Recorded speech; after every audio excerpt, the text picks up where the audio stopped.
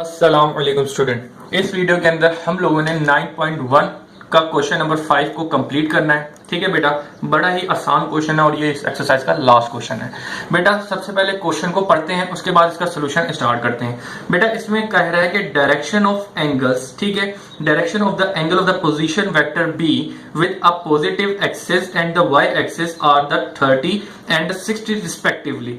Find the gamma and the K if the terminal point dash. ठीक है, यानी कि आपको इस क्वेश्चन के जो बातें कह रहे हैं उसकी मैं डायग्राम बना दूं तो आपको ये ज्यादा इजी समझ आएगा। ठीक है, तो इसमें मुझे एक पोजीशन वेक्टर दिया गया है। ठीक है, इसमें पोजीशन वेक्टर जो बेसिकली दिया गया है उसमें आपको पता है यहाँ पे जो वेक्टर की जो वैल्यू होंगी वो क्या होंगी, 0 0 0 होंगी। ठीक है, और ये जो टर्मिनल पॉइंट आपको पता है इसको हम बोलते हैं, तो टर्मिनल पॉइंट जो है बेसिकली वो क्या है, √3,1,2k।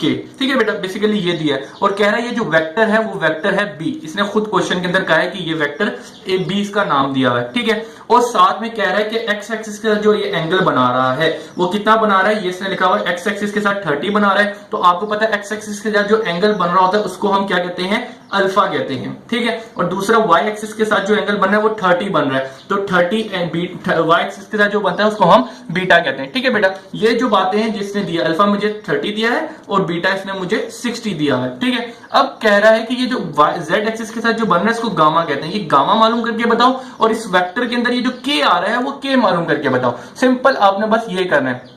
चलिए जी, अब हम क्वेश्चन को स्टार्ट करते हैं ताकि आप इजीली समझ सके। तो आप सबसे पहले रिप्रेजेंटेशन के लिए सबसे पहले सोल्यूशन की हेडिंग डालें। ठीक है, सोल्यूशन के बाद आप इसके अंदर रिक्वायर्ड की हेडिंग डालें कि क्या क्या मालूम करना है। तो रिक्वायर्ड में आप देखेंगे सबसे पहले मुझे क्या कहा गया कि direction of angle of vector B, एक vector B of the positive axis, यानी कि मालूम जो करना है वो गामा मालूम करना है। ठीक है, जो z एक्सिस के साथ जो एंगल बन रहा है वो मालूम करना है और k मालूम करना है जो वेक्टर के अंदर दिया गया है। ठीक है, ये जो k है वो मुझे मालूम करना है। ठीक है जी, ये दो चीजें सिर्फ मालूम करनी है, आपका आंसर आपके सामने होगा। तो चलें जी हम स्टार्ट करते हैं, लेकिन उससे पहले गिवन में हम लोग देख लेते हैं मुझे क्या दिया गया है। एक वेक्टर दिया गया है वेक्टर b। ठीक है बेटा, वो वेक्टर क्या दिया गया है, √3,1,2k। ठीक है बेटा, ये वेक्टर दिए गए। सबसे पहले आप क्या करेंगे, कोऑर्डिनेट फॉर्म में कार्टेशियन के अंदर लिखें तो 3i plus 1j plus 2 capital के, उसके साथ एक स्मॉल के आ जाएगा। आपको पता है IJ के लिखते हैं और ब्रैकेट हटा देते हैं। ठीक है, और कॉमास हट जाते हैं। सिंपल, इसको मैंने इसमें कर दिया ताकि आपके लिए आसानी हो। ठीक है बेटा, अब इसमें मुझे ये जो गिवन दिया था ये वेक्टर बी, इसको मैं जरा यहां पे करके लिख लेता हूं, √3i plus 1j plus 2k। ठीक है, इसमें सबसे पहले आपको क्या मालूम करना है, गामा मालूम करना है। ठीक है, तो गामा मालूम करने के लिए आप सबसे पहले ये हेडिंग डाल दें। ठीक है, अब गामा आपको पता है, ये चीज आपको याद होगी कि alpha plus beta plus gamma किसके बराबर होता है, 180 डिग्री के बराबर होता है। ये आपने फर्स्ट ईयर में भी पढ़ा होगा, तो ये आपको फॉर्मूला याद होना चाहिए, तो बड़ा ही इजी तरीके से आपका निकल के आ जाएगा। अच्छा जी, गिवन के अंदर और भी चीजें वो दी हैं, वो तो मैं आपको बता दूं।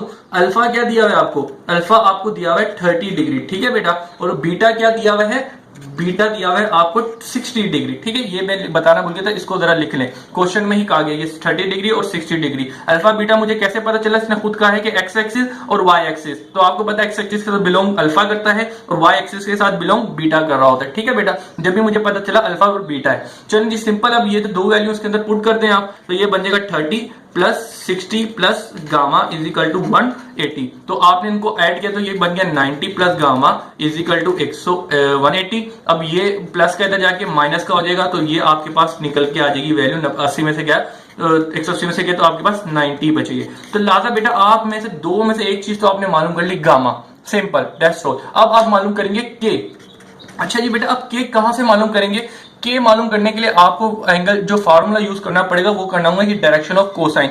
अब ये क्यों यूज करना पड़ेगा, अब मुझे ये कैसे पता चला कि मैं डायरेक्शन ऑफ कोसाइन यूज करूं, क्योंकि यहाँ पे इसने फार्मूले के अंदर मुझे हिंट दिया था कि डायरेक्शन ऑफ द एंगल्स, यानी कि इस तरह के फार्मूले डायरेक्शन के जो एंगल, डायरेक्शन ऑफ कोसाइन के जो फार्मूले थे वो यूज करके ही यहाँ से मुझे हिंट मिले कि मैं वही फार्मूले यूज करूंगा। चलें जी अब यूज करते हैं। तो आपको पता है कि इनको यूज करने के लिए सबसे पहले आपको क्या मालूम होना चाहिए, गामा मालूम, गामा यानी कि मैग्नीट्यूड ऑफ वेक्टर मालूम होना चाहिए। तो लिहाजा सबसे पहले मैं मैग्नीट्यूड ऑफ वेक्टर मालूम करूंगा।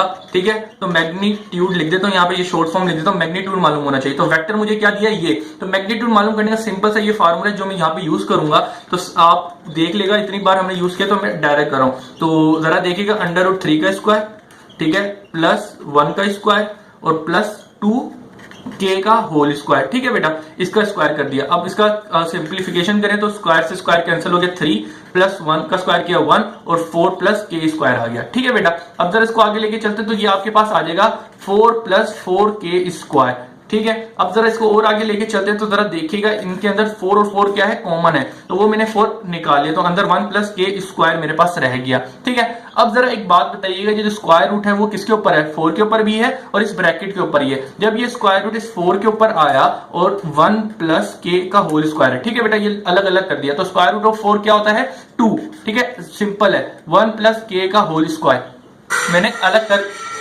कर सिंपल मैंने ये अलग अलग करके लिख दिया है। ठीक है बेटा, अब जरा देखिएगा, ये आपने मैग्नीट्यूड जो निकाला है इसका क्या है, 2 अंडर रूट 1 प्लस के का होल स्क्वायर। अब इस फॉर्मूले जो मैग्नीट्यूड निकाला है हम इसको यूज करेंगे यहां पर, ताकि यहां से हम के की वैल्यू मालूम कर लें। स्टार्ट करते हैं, मुझे के की वैल्यू मालूम करनी है। ठीक है, तो के की वैल्यू मालूम करने के लिए कोसाइन के एंगल मालूम करूंगा। अब जरा देखिएगा, आप यहां पे यूज करेंगे cos gamma is equal to Z upon magnitude of A. Magnitude of basically यहाँ पे बी आ जाएगा, क्योंकि वेक्टर आपको बी दिया हुआ है। ठीक है, तो लिहाजा अब मैं यहाँ पे ये वैल्यू पुट करूंगा और अपना आंसर दे दूंगा, कोस गामा। कोस गामा आपको यहाँ पे क्या दिया हुआ है जरा देखेंगे, गामा जो आपने निकाला है वो एंगल क्या है, डिग्री आया है ये। ठीक है, अब इसके बाद जरा आगे चलते हैं। अच्छा जी, z आपको क्या दिया हुआ है, z को जरा देख लेते हैं। वेक्टर क्या था आपके पास, वेक्टर ये दिया गया था, k के साथ जो होता है उसको हम क्या कहते हैं, k के साथ जो होता है उसको z कहते हैं। तो लिहाजा यहाँ पे हम z की वैल्यू पुट करते हैं, वो क्या आ गया, 2k divided by magnitude. Magnitude आपने क्या निकाला है, 2 अंडर रूट 1 प्लस के का होल स्क्वायर। ठीक है बेटा, सबसे पहले इसको देखिएगा, कोस 90 निकालें, तो आप कैलकुलेटर में कोस 90 निकालेंगे तो ये आपके पास आ जाएगा 0। ठीक है, मैं आपको करके भी दिखा देता हूं, सिंपल कोस 90, तो ये कितना आ गया, 0। आपने यहाँ पे क्या लिखना है, 0। ठीक है, अब 2 से ये 2 कैंसिल आउट हो गया, के अपॉन अंडर रूट 1 प्लस के का होल स्क्वायर आ गया। ठीक है, अब आपको पता है ये के है, यहाँ पे डिवाइड हो रहा है। ठीक है बेटा, तो इससे 0 से मल्टीप्लाई होगा तो ये 1 प्लस के स्क्वायर, जरा देखिए यहाँ पे डिवाइड से मैंने मल्टीप्लाई कर दिया, तो ये 0 से टकराएगा तो 0 हो जाएगा, सिंपल। तो आपका जो के की वैल्यू निकल के आई वो 0 निकल के आई। ठीक है बेटा, बड़ा ही आसान क्वेश्चन था, उम्मीद है कि आपके लिए क्लियर हो गया होगा। अल्लाह हाफिज।